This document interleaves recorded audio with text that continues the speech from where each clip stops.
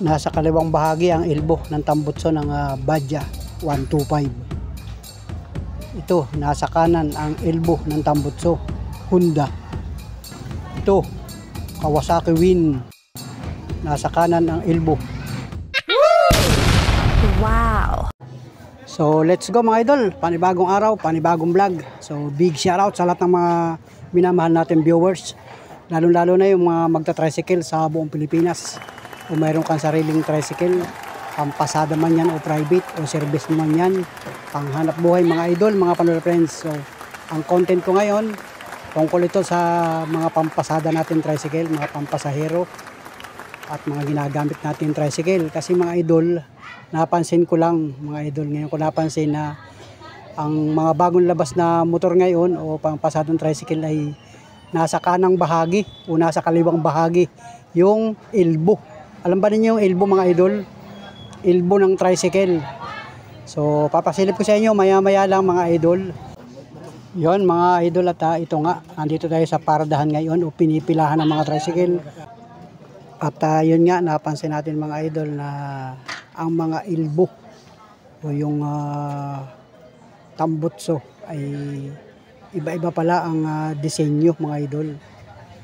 Yung nakita ko doon sa unahan, yung barako ay nasa kanan ang elbow ng tambutso. So itong mga bagong labas ngayon, lalo na itong Badya ay nasa kaliwang bahagi. So mas mahaba ang kanilang elbow. Yan mga idol, at ipapasilip ko sa inyo kung saan ba nakalagay itong elbow na ito. Ito. Dito muna tayo sa parting unahan mga idol. Yan, ito. Yan, ito yung Kawasaki Barako 2. Barako Kawasaki, yan mga idol. Napansin ko itong elbow pala. Itong elbow pala dito tumawid sa kabila. Dito sa kabila tama naman 'yun. Ito yung pinakang chassis. Dito tumawid yung elbow sa Barako.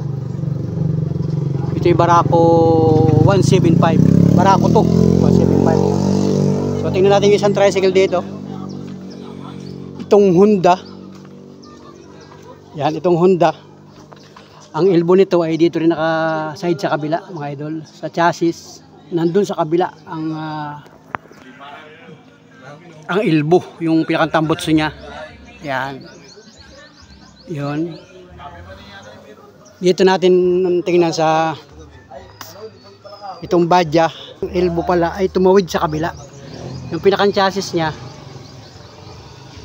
ito pinakang chassis na ito, tumawid siya yung elbow. Oh, yung pala yun mga idol, oh. Tumawid sa kabila. So mas mahaba ang elbow ng Badya CT125 Kawasaki. So tama? Yan pala ang elbow mga idol, oh. Tumawid siya rito sa pinakang chassis, sa pinakang kabayo. Alright.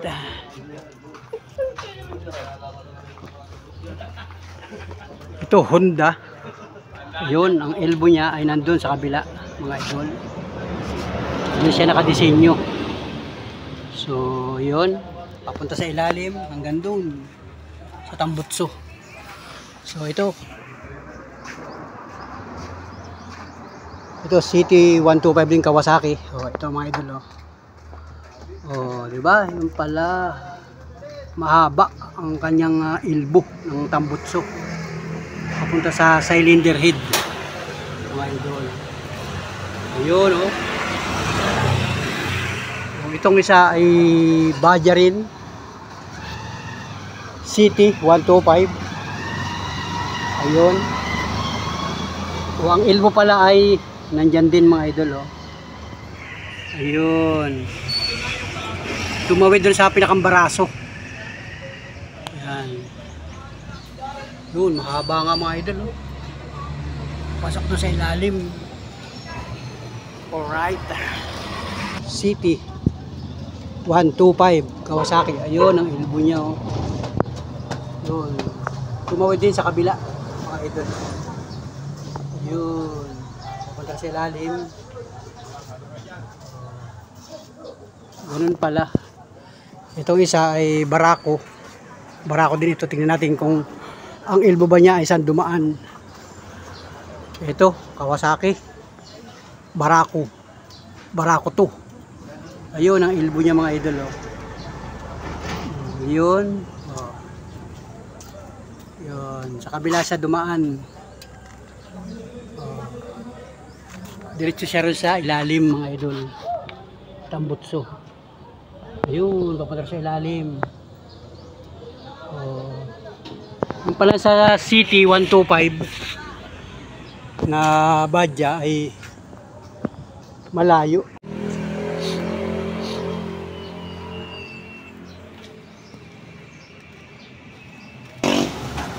Palang elbow niya na nasa kabila, ano? Ha? Yung elbow? Sa kabila, oh. Yan, oh. T-Mix. Sa kabila ang elbow.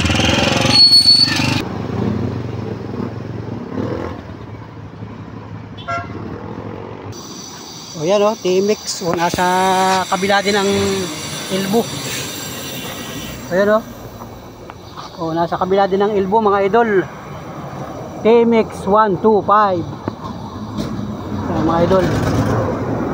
At napansin nga natin yung mga elbow ay sa kabila naka-disenyo. Honda TMX. Yun, ang elbow niya ay nandito rin mga idol. Yan, nandito rin sa kanan ang kanyang elbow mga idol. Ayun. Alright. Ito, nasa kabila din, oh. Nasa kanan din ang elbow. Elbow ng tambutso, nasa kabila din. Produkto naman ito ng Kawasaki at Wind 125.